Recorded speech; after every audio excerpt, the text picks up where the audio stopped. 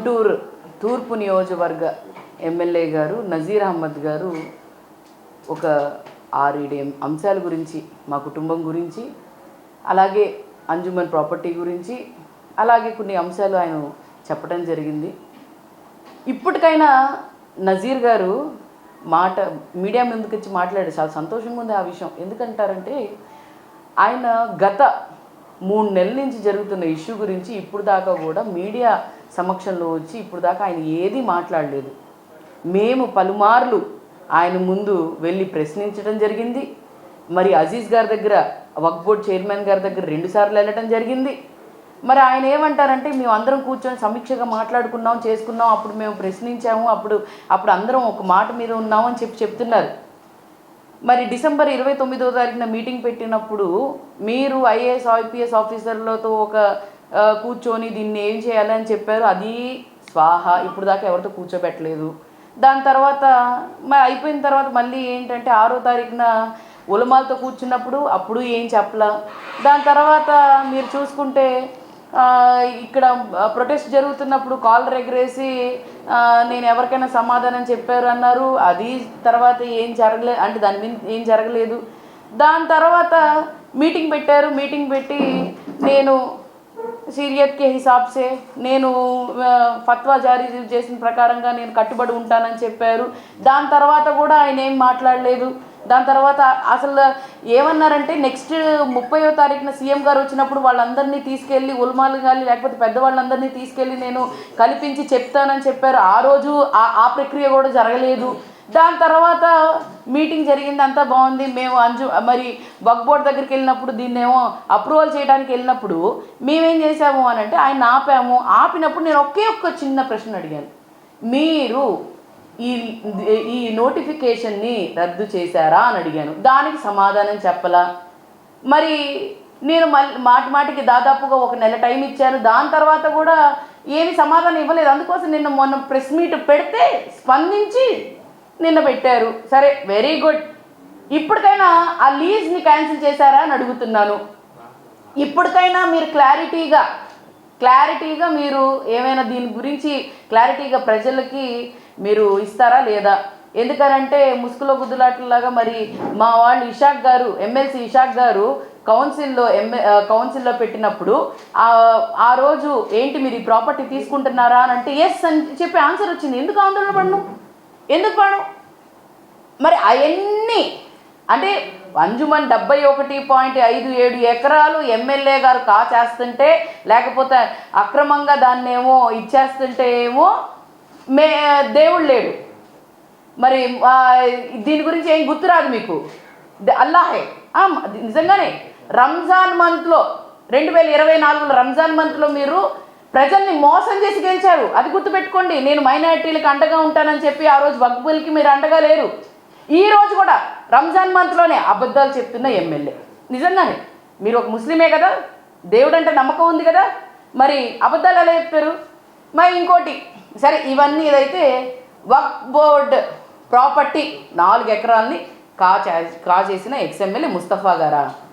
అన్నా ఇదిగో అన్నా విత్ ప్రూఫ్ మీకు అన్నీ పెట్టామన్నా. ఏది ఇది 15 ఏప్రిల్ 2017లో నాన్నగారు ఎమ్మెల్యేనే, అప్పుడు కూడా ఎమ్మెల్యేనే అన్న. డబ్బులు కట్టామన్నా, చెక్ అన్నా ఇదిగోండి. ఓకే, ఇదొకటి 2021 24/3 అన్న. ఇది కూడా డబ్బులు కట్టామన్నా. ఇదిగోండి అన్నా, ఇది కూడా. సరే, దీంట్లో ఒక విషయం మీరు గ్రహించట్లేదు. మా ఎమ్మెల్యే గారు ఏదేదో మాట్లాడుతున్నారు. 20 సంవత్సరాల నుంచి కట్టట్లేదు. ఇక్కడ 2018 to 2021 అని ఉంది. ఒకసారి చూడండి. సరే, అది అయిపోయిందన్న. మేము రిసీవ్డ్ విత్ ఒరిజినల్ డీడీ అని చెప్పి ఉందన్న. మా ఎమ్మెల్యే గారికి తెలియదు అనుకుంటా. డీడీ అంటే చెక్ అంటే తెలీదు. అక్కడ ఏదో చెక్ వేసి వచ్చారంటున్నారు. కాదు, డీడీ వేసి వచ్చారు. అంటే కట్టిన తర్వాత బాక్సులు డీడీ వేసి వస్తారు, చెక్ వేసి రారు. అది కొత్తగా 16 ఫిబ్రవరి 2026. ఎందుకు 2026 అంటున్నాను కూడా చెప్తానన్నా. ఇది మళ్ళీ కొత్తది. ఇది కూడా చూడండి అన్న, 1,00,000 రూపాయలు. ఒక మాట చెప్పనా, ముస్తఫా గారు ఇవన్నీ 2021 అన్న మేము గెలిచిన తర్వాత కట్టాము అన్న 23 దాకా మేము కట్టాము. కట్టిన తర్వాత అది దాని పరిస్థితి ఎలా ఉంది అని అంటే మీకు అది కూడా చూపిస్తాను. ఎందుకు ఇదిగోండి అది చూడండి, ఆ ప్రాపర్టీ ఏ పరిస్థితిలో ఉంది అన్న. ఎవరైనా కబ్జా చేస్తే ఎలా కడతారు? అసలు మేడలు కడతారు. ఏమన్నా ఈ పరిస్థితిలోనే ఉంది, ఇంకా పడిపోయే పరిస్థితిలో ఉంది. ఎవరైనా పొగాకు కంపెనీలు ఇలా పెట్టుకుంటారా? ఇది మాది కాదు అని చెప్పి, ఇది వక్ఫ్ బోర్డ్ ప్రాపర్టీ అని చెప్పి మేము ఎలా తీసుకున్నాం 30 సంవత్సరాల కిందట. నిజం చెప్పాలి అంటే దీని గురించి నాకు కూడా తెలియదు ఇప్పుడు దాకా, మీరు తీసుకొని వచ్చేదాకా. మరి మా ఈ పరిస్థితిలో ఉంటే సరే దీని దగ్గరికి వెళ్ళి ఏదో ఫోటోలు దిగి చేసి వచ్చారు సరే. అయితే అక్కడికి వెళ్ళిన తర్వాత వీళ్ళు ఏం చేశారంటే ఫోటోలు దిగి వచ్చారు, సండే వెళ్ళొచ్చిన తర్వాత కట్టారు అంటున్నారు. మేము వక్ఫ్ బోర్డులో నాన్నగారు ఎమ్మెల్యే ఉన్నప్పుడు, మా ప్రభుత్వం ఉన్నప్పుడు నాన్నగారు అక్కడికి వెళ్ళి అడగడం జరిగింది. ఏమని అడిగారంటే, సార్ ఇది పడిపోయే పరిస్థితిలో ఉంది, మళ్ళీ కట్టుకోవడానికి అవకాశం ఇవ్వండి అని అంటే చెప్తాము అని అన్నారు. కానీ చెప్పలేదు. అందుకోసం ఆగున్నాం మేము. ఇంకోటి ₹1,00,000 మా నాన్నగారు ప్రతి సంవత్సరం కూడా గోధుమ పిండి ఒక్క లారీది 10 సంవత్సరాలు కట్టచ్చన్నా. ఒక లారీ ఖర్చు 10 లక్షలు. 10 సంవత్సరాలు మేము ఆ అంజుమన్ ఆ వక్ఫ్ బోర్డ్ దానికి కట్టచ్చు. మా నాన్న పేదోళ్ళకి మంచి చేసేదానికి తప్ప మీలాగా నేను చెప్తున్నాను చూడండి, 5,000కో లేకపోతే రేషన్ మాఫియానో లేకపోతే మరి జరుగుతున్న దీంట్లో ఏంటి అంటే ఇక్కడ వెంచర్స్ వేస్తుంటే దాంట్లో 50%లో అవన్నీ చేయట్లేదన్నా. లేకపోతే ఎక్కడో నిర్మాణం జరిగిన దానికేమో డ్రైన్లు రోడ్లు వేయించడం, ఇవన్నీ మా నాన్న చేయలేదన్నా. ఇంకో విషయం ఏంటంటే ఏమంటారు దీని గురించి, ముస్తఫా గారు మరి గంజాయి, ముస్తఫా గారు ఉన్నప్పుడు డ్రగ్స్ అది ఇది అని అంటున్నారు. నేను ఒకటి అడుగుతాను, గంజాయికి టుబాకోకి చాలా డిఫరెన్స్ ఉందన్నా. తెలియదు మీకు ఒకసారి ముస్తఫా గారి గురించి తెలుసుకోవాలంటే గుంటూరు ప్రజల్ని అడగండి. అలాగే ఆయన 40 సంవత్సరాల నుంచి వ్యాపారం చేస్తున్నారన్నా.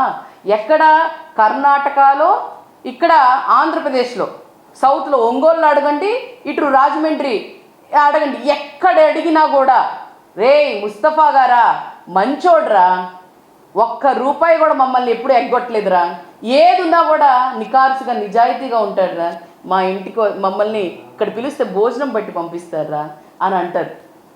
ఒక్కసారి ఆయన క్రెడిబిలిటీ గురించి మీరు మాట్లాడుతున్నారు. మీకు మాట్లాడే అర్హత లేదు మా నాన్న గురించి. ఎవరైనా ఇప్పుడు దాకా గుంటూరు తూర్పు నియోజకవర్గంలో మీరు చూసుకోండి అన్న, మీ ఆడంబరాలకి ఏ పనులు చేయం. మీరు చూసుకుంటే 10 సంవత్సరాల నుంచి 13 సంవత్సరాల నుంచి మంచినీళ్ళు పెట్టుకుంటూ వచ్చాం. గుంటూరు తూర్పు నియోజకవర్గంలో ప్రతి చోట కూడా చెట్లు ఇచ్చాం. మరి అలాగే మీరు చూసుకుంటే 10 సంవత్సరాల నుంచి గోధుమ పిండిలు ఇస్తున్నాం. ఇవన్నీ మా కోసం చేస్తున్నాం. మేమేమి ఆడంబరాల కోసం చేయట్లేదు. ఆడంబరాలకైతే అప్పటికప్పుడు చేస్తారు, వదిలేసి వెళ్ళిపోతారు. కానీ మేము ఎప్పుడు చేయలేదు. మేము ప్రజల కోసం ఉన్నాము.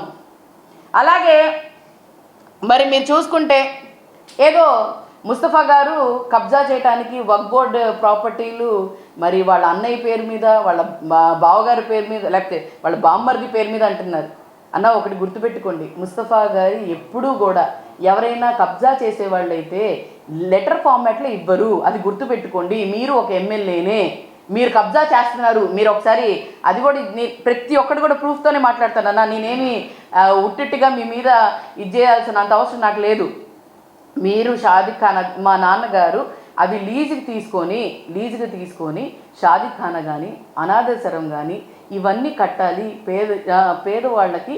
మరి నేను తక్కువ రేట్లో మీరు లీజుకి ఇస్తే ఆ లీజు ద్వారా నేను కట్టి పేదవాళ్ళకి నేను తక్కువ రేట్లో నేను ఇవ్వాలి అని ఆయనకు ఆశ తప్ప వేరే కబ్జా అన్న ఇవన్నీ తీసుకెళ్తాం. వెళ్ళేటప్పుడు పోయేటప్పుడు ఏం తీసుకెళ్ళాం కదా. మా నాన్నగారు అలాంటి మనిషి కాదు. మీరు అంటున్న గంజాయి ఇవన్నీ బోగాస్ మాటలు, ఇవన్నీ రుజువు లేని మాటలు. ఈరోజు మీరు చూసుకుంటే నిన్న బ్రాడీపేటలోనే అన్న డ్రగ్స్ పట్టుకున్నారు. మీ హయాంలో డ్రగ్స్ గంజాయి వల్ల ఎంతోమంది ఆడపిల్లలు అత్యాచారాలు జరుగుతున్నాయి, ఎంతోమందిని చంపుకుంటున్నారు, ఎంతోమంది కొట్టుకుంటున్నారు. మీ లిక్కర్ వల్ల, మీ కల్తీ లిక్కర్ వల్ల ఎంతోమంది చనిపోతున్నారు. ఇవన్నీ జరుగుతుంది మీ హయాంలో, మా హయాంలో కాదు. మా హయాంలో జరగలేదు ఇవన్నీ. లా అండ్ ఆర్డర్ కరెక్ట్గా ఉంది, అంతా బాగుంది. మరి ఎమ్మెల్యే గారు ఎలా పడితే అలా మాట్లాడుతుంది అన్న, నేను ఎలా పడితే అలా మాట్లాడాల్సిన అవసరం నాకు లేదు. ఎందుకనంటే మీరు సమాధానం ఇవ్వట్లేదు. ప్రశ్నించాల్సిన బాధ్యత నాది, ఆన్సర్ చెప్పాల్సిన బాధ్యత మీది. మరి మీరు చెప్పకుండా చేయకుండా దాటేసుకుంటా పోతే మిమ్మల్ని అడగకుండా ఎలా ఉంటారన్నా, ప్రశ్నించకపోతే ఎలా అన్నా? అలాగే మరి ఎమ్మెల్యే గారు ఇక్కడున్న అంజుమన్ ఈద్గా గురించి చెప్పడం జరుగుతుంది. మేము ఉన్నప్పుడు అంజుమన్ ప్రాపర్టీ గురించి కానీ, అంజుమన్ సంస్థ గురించి కానీ గుంటూరులో మరి మా బాబాయ్ మరి ప్రెసిడెంట్గా ఉన్నప్పుడు వాళ్ళ జేబులోంచి డబ్బులేసి చేశారు తప్ప, వాళ్ళు ఎక్కడా కూడా స్కూల్లో ఏదో అన్నారు, స్కూల్లో ఫీజులు తీసుకుంటున్నారు అన్నారు. అన్న, స్కూల్లో ఫీజులు ఎందుకు తీసుకోవాల్సి వచ్చిందంటే, అక్కడ వాళ్ళకి హ్యాండ్ ఓవర్ చేసిన టైంలో అక్కడ టీచర్లకు కూడా డబ్బులు కట్టడానికి లేదు.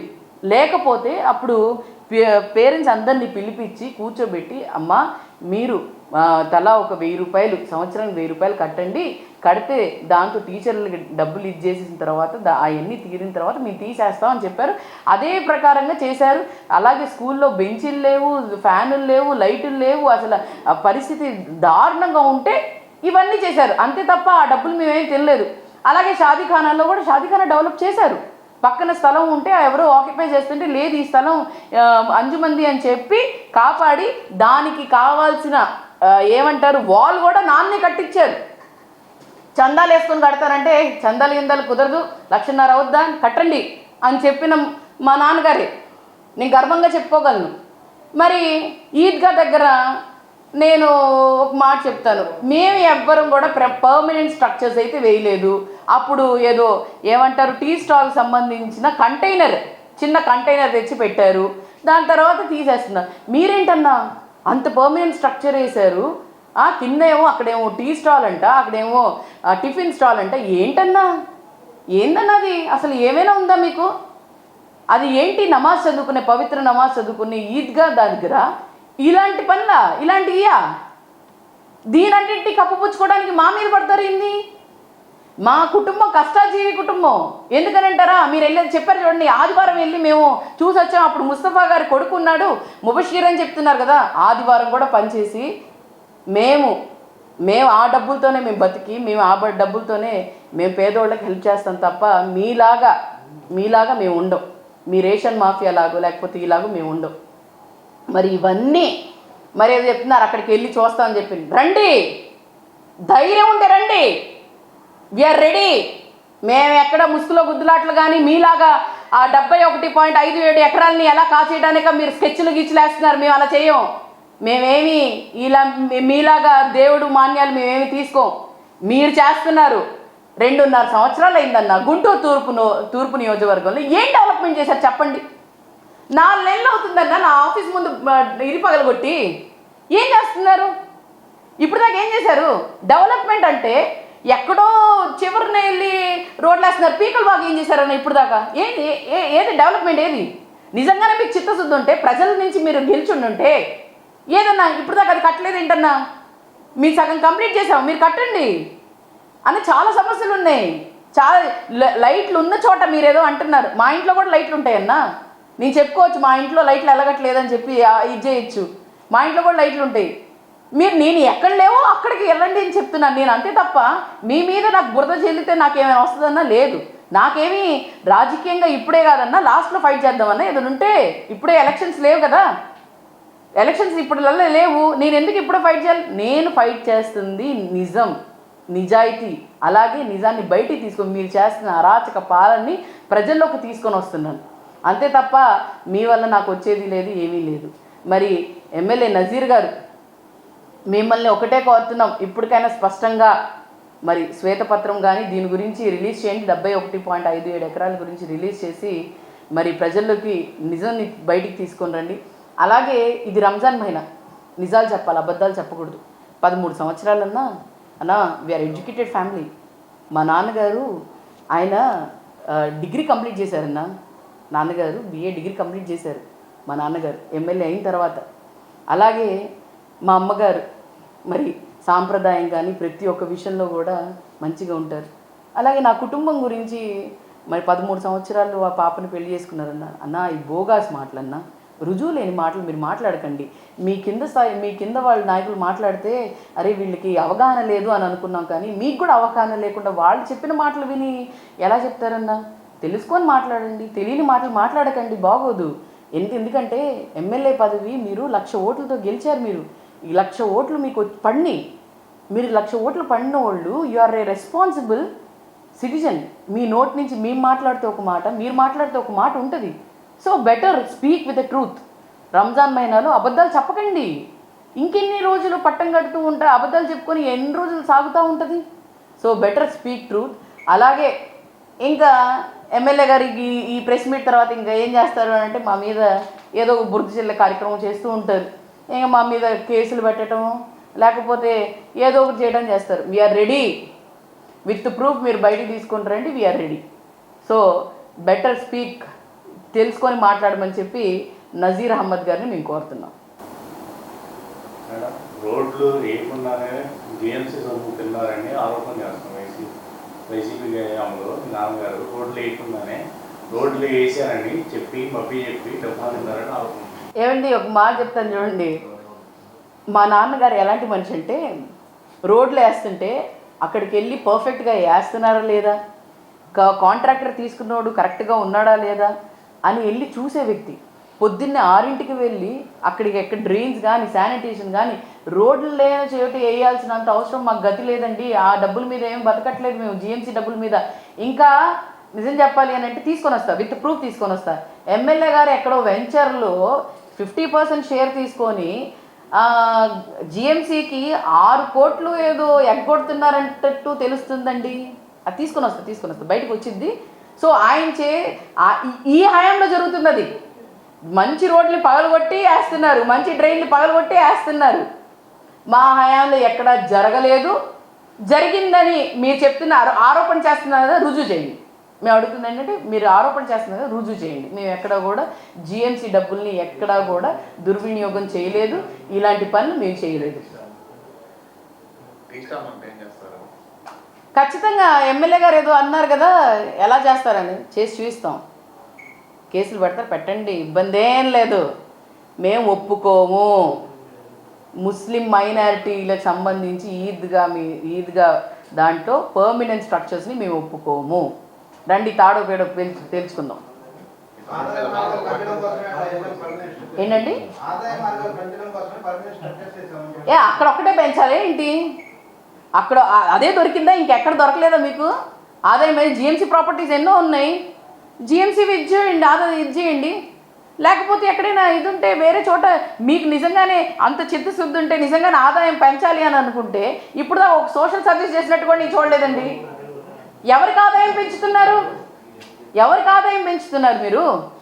ఏది రుజువు చూపించండి మీరు ఆదాయం పెంచుతున్నట్టు. ఉన్నవి గతంలో నాన్నగారు 71.57 ఎకరాల దగ్గర 3,000 ఉంటే దానికి కౌలుకి 7,000 చేసిన ఘనత మా నాన్నగారిది. మరి మీరు ఇప్పుడు అంత నిజంగానే ఆదాయం పెంచాలి అని అంటే చూడండి, ఇక్కడ ఎన్నో ప్రాపర్టీస్ ఉన్నాయి. ఎందుకు అంజుమన్ ప్రాపర్టీ మీదే పట్టు? అదంటే లెక్క పత్రం ఉండదన్నా, అడగరని చెప్పి మీరు ప్రెసిడెంట్ అన్నా? ఇవన్నీ ఉన్నాయని చెప్పే కదా మీకు అహంకారం, ఇవన్నీ ఉన్నాయని చెప్పే కదా మీ ఇష్టరాజ్యం పోతుంది. ఇప్పుడు ఆదాయం పెంచడానికి ఇప్పుడు అంటున్నారు, అప్పుడు ఏం చేశారు మీరు? అప్పుడు కూడా ఆదాయమే కదా. మరి ఇవన్నీ చెప్పుకోవడానికి బాగుంటాయి కానీ చేతుల్లో బాగోలేవండి. ఎమ్మెల్యే గారండి, మీరు ఖచ్చితంగా కుదిరితే తీయించండి, బాగుంటుంది, మర్యాదగా ఉంటుంది. లేకపోతే మాత్రం నిజం చెప్తున్నాము, అక్కడే తాడోదేలో తేల్చుకుందాం.